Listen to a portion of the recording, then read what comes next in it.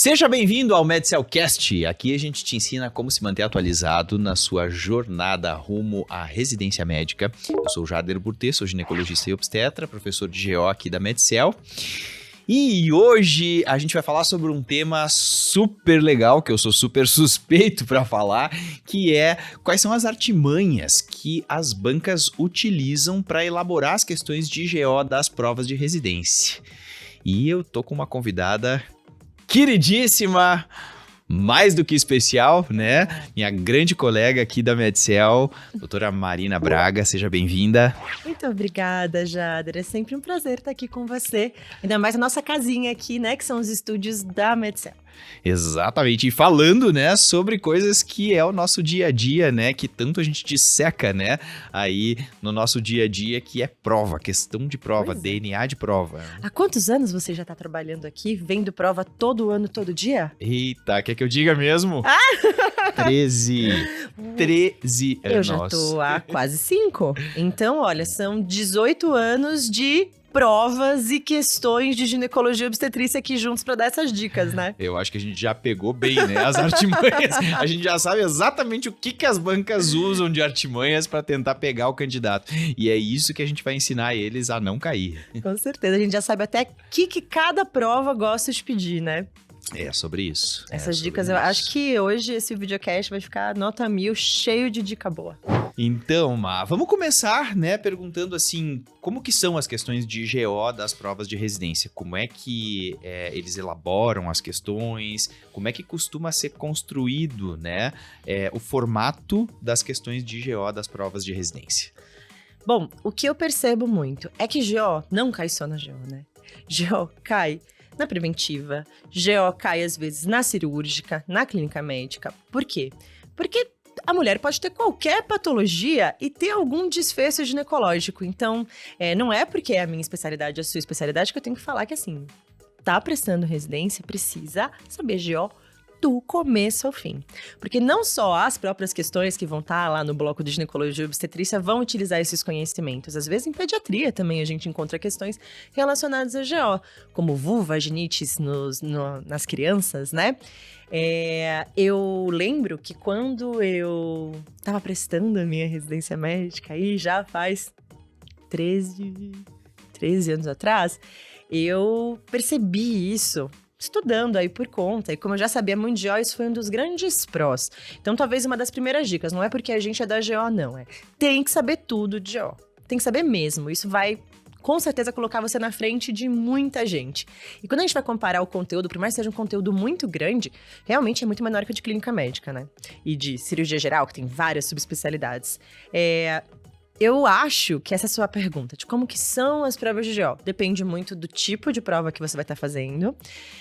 O que eu vejo que mudou muito e que eu tô muito feliz é que cada vez menos se pede decorebas monstras. Então, assim, eu lembro que quando eu prestei prova, a gente tinha que saber realmente decorar absolutamente todos os epônimos, né? Hoje, cada vez menos a gente vê esses epônimos. Mais nas provas mais tradicionais, né? Então, o raciocínio... E tem gente que gosta, né? Eu digo, poxa vida, nós estamos em 2023 e o pessoal gosta, às vezes, de cobrar aqueles epônimos, né? Aquelas coisas que... Deus, né? Poxa, acho que não as é coisas melhor evoluíram, médico, né? Não é o melhor médico, o cara que sabe o epônimo, Baldeloc Duncan. Mas, assim, eu sei que IANSP São Paulo, eles pedem muito epônimo ainda. E toda vez que eu pego a prova do IANSP, eu falo, esse ano não vai cair epônimo. Tem algum epônimo ali. Mas eu acho que a maioria das questões estão começando a vir com um raciocínio clínico bem interessante. Isso. Caso clínico, né? Caso eu clínico, acho que esse exato. é o modelo ideal de prova teórica. É caso clínico, porque é o que a gente vai ver no dia a dia, né? Então tem que dar um enunciado com um caso clínico que a pessoa precisa pensar, raciocinar em cima, chegar a uma hipótese diagnóstica ou formular um tratamento, né? Uma proposta terapêutica. É isso que o médico médico generalista precisa saber, né, da especialidade de GO, e não ficar fosforilando, né, sobre coisas de ficar decorando, né, essas coisas de epônimo, Sim. ou assim, efeito adverso de medicamento. Não é esse o ponto que deve cobrar na prova. Sabe que eu venho reparando, inclusive porque nós corrigimos todas as provas, né? Então a gente tá lá, a gente corrige questão por questão, faz uma revisão de cada tema, porque a gente também não sabe tudo, pessoal. A gente às vezes precisa ir atrás de informações. Eu venho reparando que vem caindo muito mais fisiopatologia, inclusive. Então, assim, ou eles querem conduta com o raciocínio de um caso clínico, ou eles vão pedir uma fisiopatologia. Então, tinham questões, assim, super clássicas que todo mundo acertava, tipo... Qual é o tratamento de uma iminência de eclâmpsia? Aí todo mundo ia lá, sulfato de magnésio, porque é um clássico realmente das provas. Eu vim percebendo que eles estão começando a falar assim, olha, a paciente chegou e recebeu sulfato de magnésio, então, o que eu faço depois? Ou por que eu usei o sulfato? Eu comecei a encontrar cada vez mais esse tipo de questão nas provas, então talvez seja uma outra coisa legal. Eu gosto muito de falar para os meus alunos que eu trago da universidade que se a gente entende a fisiopatologia do processo, sei lá, você que está no 5º ano, você ainda que está para passar no estágio, assim, eu vi uma diabética gestacional, mas poxa vida, por que ela é diabética gestacional? Se a gente conseguir entender o processo básico, às vezes é a informação que a gente precisa para poder fazer o raciocínio na prova. E claro, a gente vai depois ajudar eles na reta final, a parte mais decoreba. Mas se você tem aí essa ideia da fisiopatologia, mesmo que básica, você consegue chegar onde o examinador quer pegar você. Acho que a gente evoluiu aí na qualidade das questões. Muito. Sabe que assim, Federal de Pernambuco, a prova do ano passado, foi basicamente fisiopatologia. Era uma por uma das questões, eles davam um caso clínico, né? Por exemplo, tinha uma questão que era uma paciente no climatério, com queixas climatéricas, e aí eles perguntavam assim, por que ela tinha o fogacho? Exato. E aí era a fisiopatologia do fogacho, sabe assim? No centro termorregulador do hipotálamo. Então era uma coisa assim, eles davam um cenário clínico, contextualizavam e colocavam uma resposta que era fisiopatologia. SOP foi assim também. Super SOP legal. classicamente cai fisiopatologia, né? A relação do LH mais alto em relação ao FSH na USP caiu esse ano. Sim. Exatamente uma questão sobre isso, né? Dizia, o LH elevado em relação ao FSH ou o FSH diminuído em relação ao LH? Não, é o LH elevado em relação ao FSH. Parece quando a gente fala isso que é a mesma coisa, mas não é, né? Sem dúvida. Então, tem caído bastante fisiopatologia e fico muito feliz também, porque é o que a gente ensina, né, Ma? É o que a gente fala no nosso dia a dia. A gente sempre começa as aulas com fisiopatologia, porque é o que contextualiza o entendimento daquela patologia. Gente, medicina é gigante, ninguém vai conseguir saber tudo. Então, eu acho que eu também, nas minhas aulas, eu tento realmente tentar fazer com que a pessoa tenha um brainstorm do que tá rolando. Porque não adianta, a gente não vai decorar todos os detalhes. Mas se você conseguiu entender bem o bololô ali, você pelo menos vai conseguir excluir alternativas. Mesmo que você não fale, essa alternativa com certeza, você consegue tatear, porque você, no fundo, conseguiu ter o conceito que é o mais importante, né? E eu gosto muito de prova que... Aí já é uma opinião, né? Eu acho que a prova que realmente vê quem que é o bom aluno é aquela prova que vê se o raciocínio dele, base, é um raciocínio bacana. E não que sabe o epônimo, né? Ai, que raiva.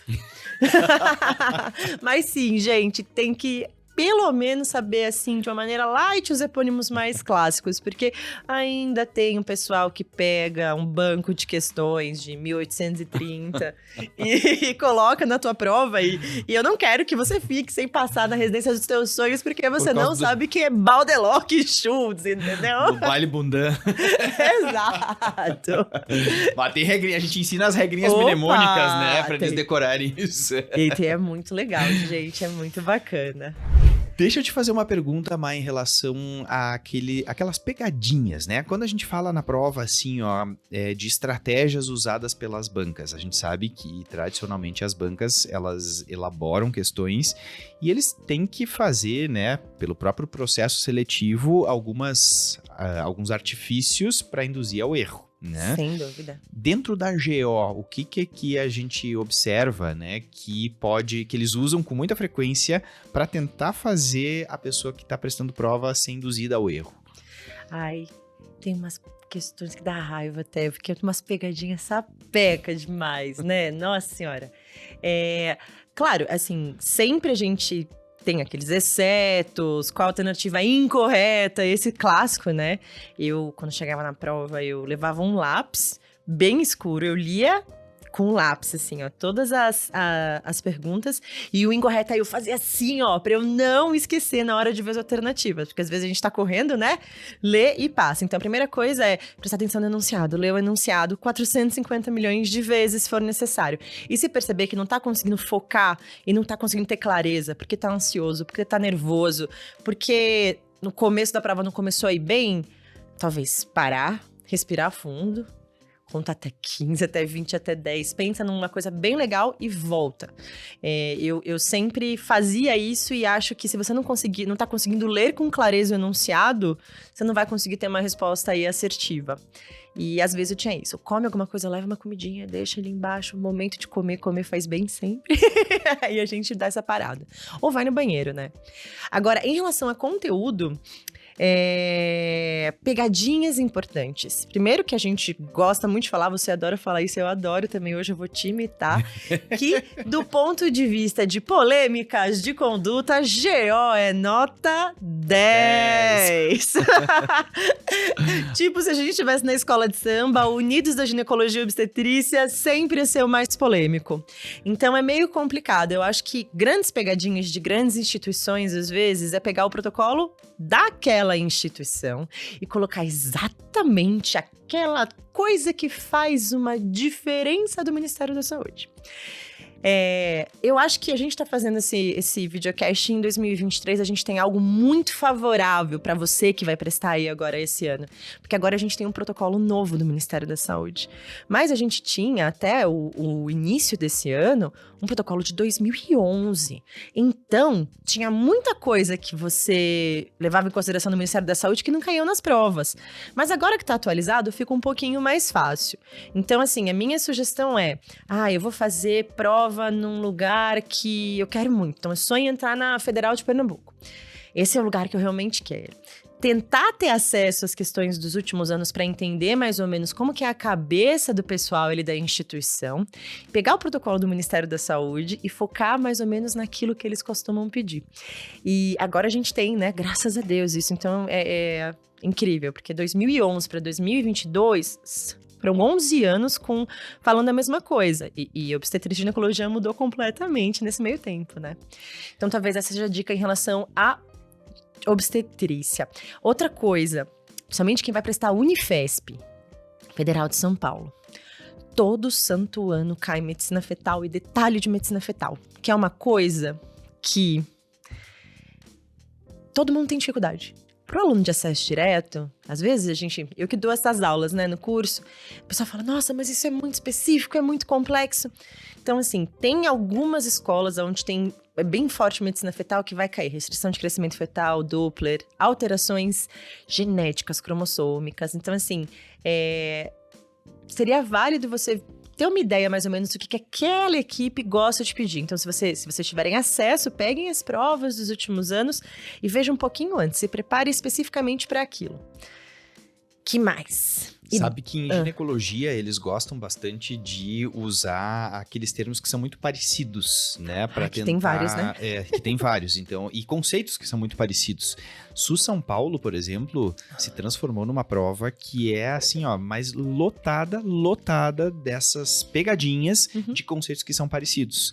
Por exemplo, teve uma questão do ano passado que eles colocaram uma paciente que tinha uma hiperatividade detrusora, né? Ela tinha aí uma incontinência de urgência, e aí perguntava, né, em relação à incontinência de urgência, de que jeito que ela deve ser tratada, né?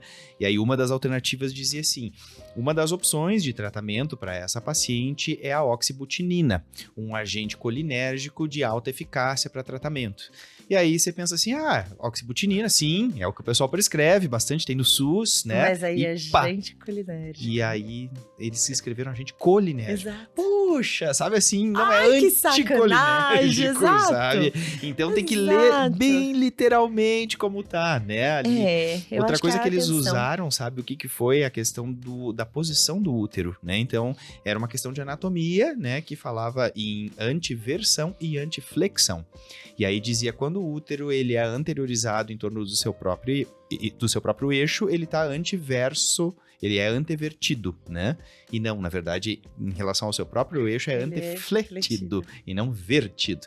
Então, tem que pegar esses detalhes assim, ó, e ler com muita atenção, né? Pra não cair. Saber que é uma prova, né? Que vai entrar nessas filigramas, assim, então cuidar pra não cair nesse tipo de pegadinha. Sabe uma outra coisa que eu acho legal a gente falar? Assistência ao parto, que é o tema que mais cai em obstetrícia. Em todas as provas, a gente sabe, né? Pré-natal, assistência ao parto da obstetrícia é o que mais cai.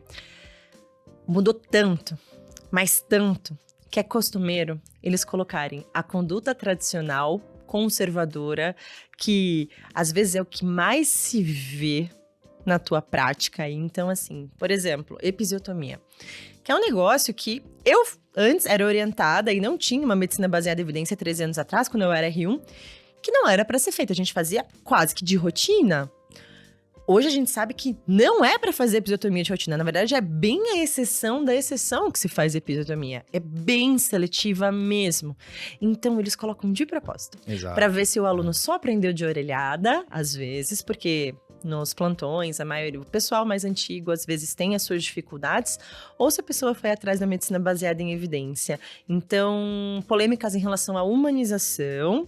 E medicina baseada em evidências também é uma coisa que vem caindo bastante de uns 2, 3 anos pra cá. O enema, a tricotomia, né? Tudo isso também que não se faz mais, mas que muita gente ainda tem essa prática antiga, né? E é exatamente isso que eles vão botar na prova, né? E geralmente tá na letra A. Não é pra cair, não é pra fazer enema, não é pra fazer tricotomia. Indicação de cesariana, que não é indicação de cesariana.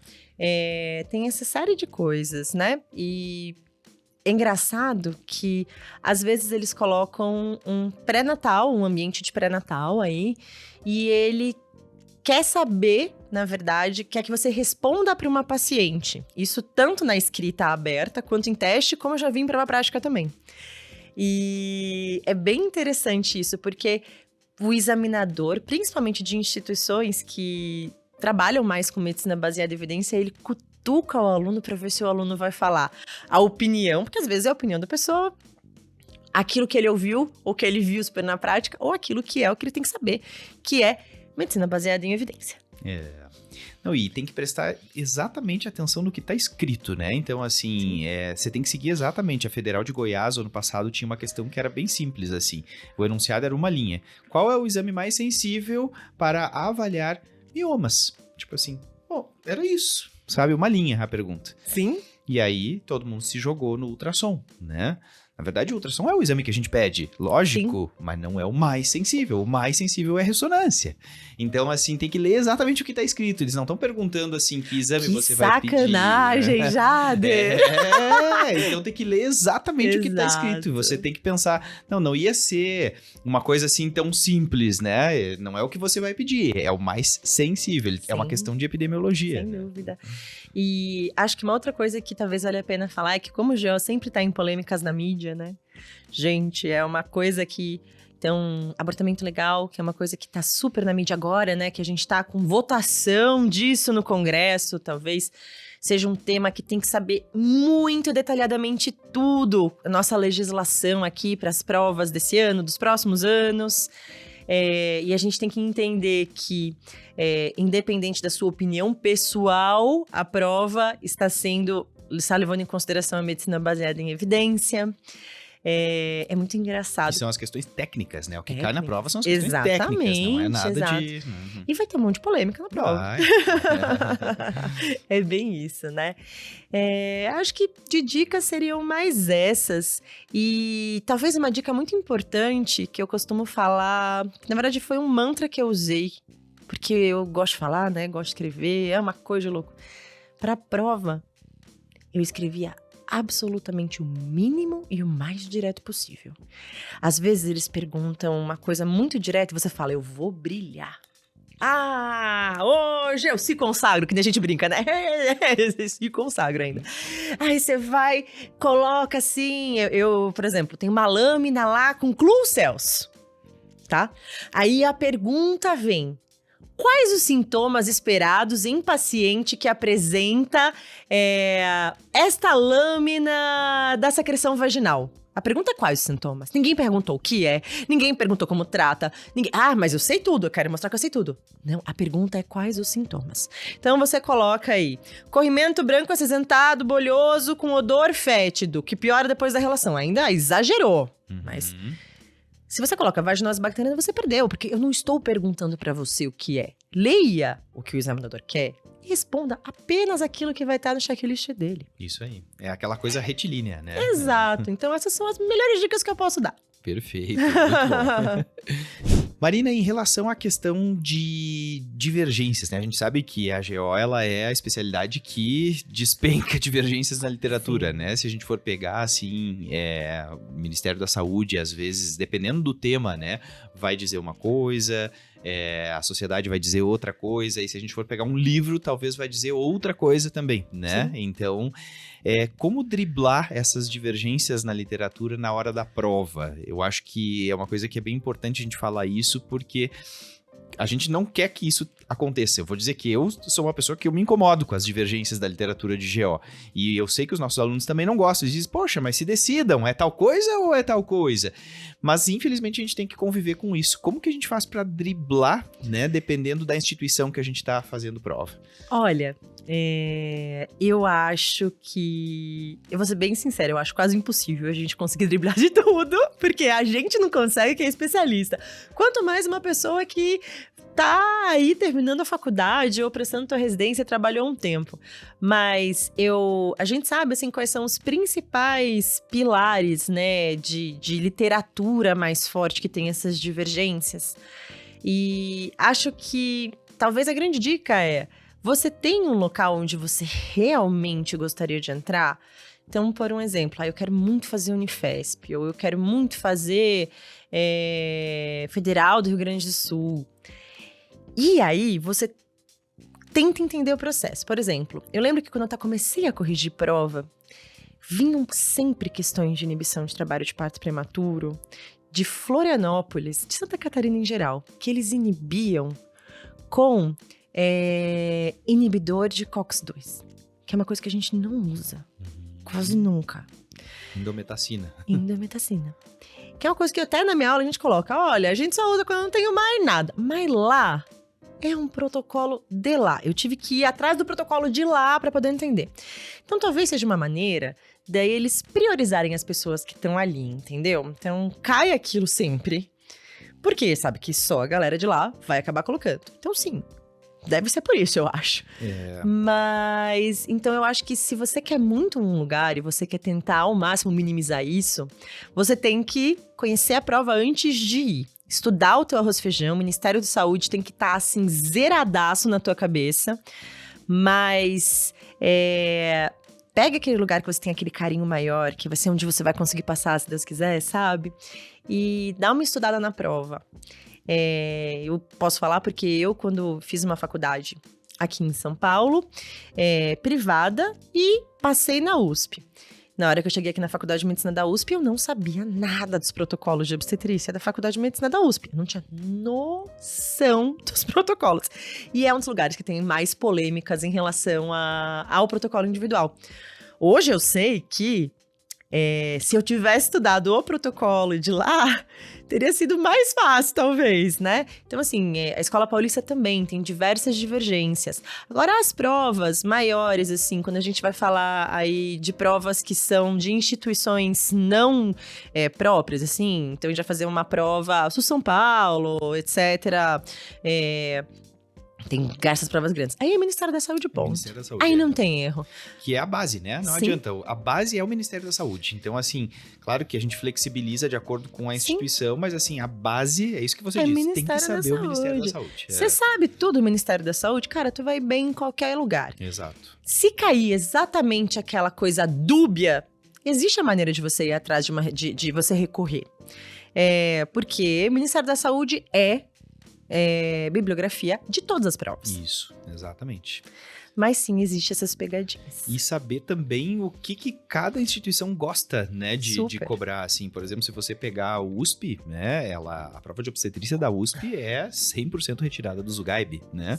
A gente sabe que Sim, é o protocolo assistencial da Faculdade de Medicina. Exatamente, e vai ter algumas coisas que vão divergir do Ministério da Saúde. Por exemplo, se você pegar a avaliação de bacia obstétrica, o Ministério da Saúde, a Organização Mundial da Saúde dizem pra gente não fazer mais esse tipo de avaliação, né, que isso se tornou obsoleto. No Zugaib está escrito que faz parte da avaliação, que é uma coisa importante. Então, você tem que flexibilizar de acordo com o local onde você vai prestar a prova. Né? A gente sabe que lá eles gostam muito de imagem e eles gostam muito de mecanismo de parto. Então, aparece uma imagem de um bebê e... eu achei essa questão muito bem feita, sério. Essa questão, juro por Deus, eu aplaudo.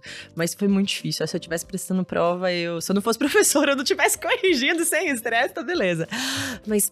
Jader, tinha uma bacia e eles colocaram... A gente tá acostumado a falar de variedade de posição com a sínfise pública colocada pra cima, né?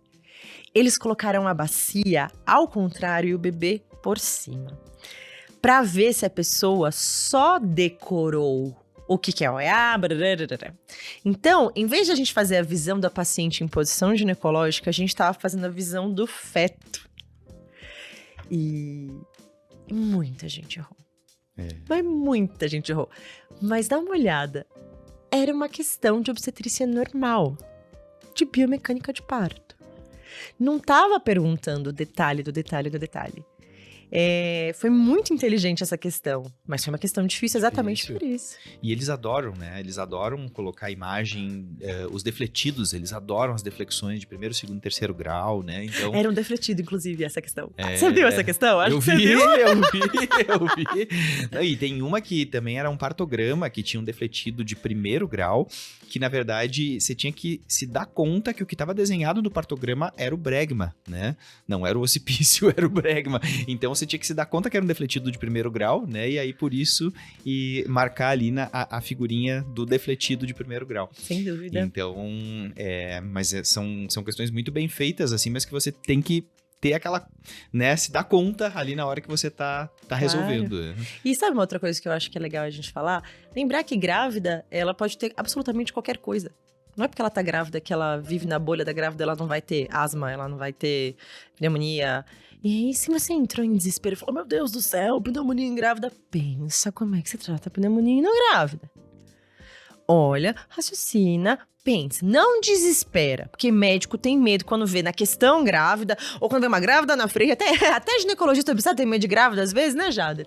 Aí, na prova, não entra em desespero. E uma outra coisa que eu acho legal, que eu vejo muito da gineco, é rastreio, né, Jader? Porque assim, na vida real e nos consultórios privados, a gente sabe que muito pouca gente usa os rastreamentos de HPV e de cohistologia oncótica que o Ministério da Saúde orienta, que é a medicina baseada em evidência, né? Então eu vejo também que, bom, você dá essa aula incrivelmente, né? Que eu acho que quem não sabe rastreio de câncer de colo do útero e como que funciona o HPV, não dá pra ir pra nenhuma prova. Então, se você não sabe isso, você vai termina o videocast e vai lá abrir a aulinha do Jader. É isso aí. A diretriz brasileira oficial tem que estar na ponta da língua. Tem que estar na ponta da língua. Não adianta querer coletar Papa Nicolau de menor de 25 anos. Exato. Não tá escrito na diretriz. Mas na prática todo mundo coleta. Esquece a prática, você tem que seguir aquela diretriz. É exatamente aquilo. Hipertensão é igual a cesárea. Mas na prática todo mundo opera hipertensa. Tá errado. É isso aí. É isso. Má, me diz assim, os temas que mais caem de GO nas provas de residência e geralmente como que eles caem, de que jeito que eles caem. Beleza, eu vou falar de O, você fala de G. Beleza. Falei pra vocês, né? O parto inclui o quê? O mecanismo de parto em si, a assistência ao trabalho de parto, baseada em evidência e baseada nos protocolos atuais. Não baseado no que eu acho, no que eu imagino. Indicações reais de parto operatório, então fórceps, vácuo extrator, e de cesariana. Quando fazer uma interferência naquele trabalho de parto. Antigamente a gente usava aqueles termos, né? Aquelas distócias, aquele partograma com linha de relação, linha de alerta. Isso não existe mais em medicina baseada em evidência e não existe mais, inclusive, nos protocolos mais atuais do Ministério da Saúde. E, na verdade, o que ele quer é tentar aguçar a tua vontade de você romper uma bolsa, entrar com a ocitocina. Mas nesses últimos anos, muitas questões era, deixa rolar. Então, lembrar que às vezes a resposta é, tá tudo normal, deixa rolar.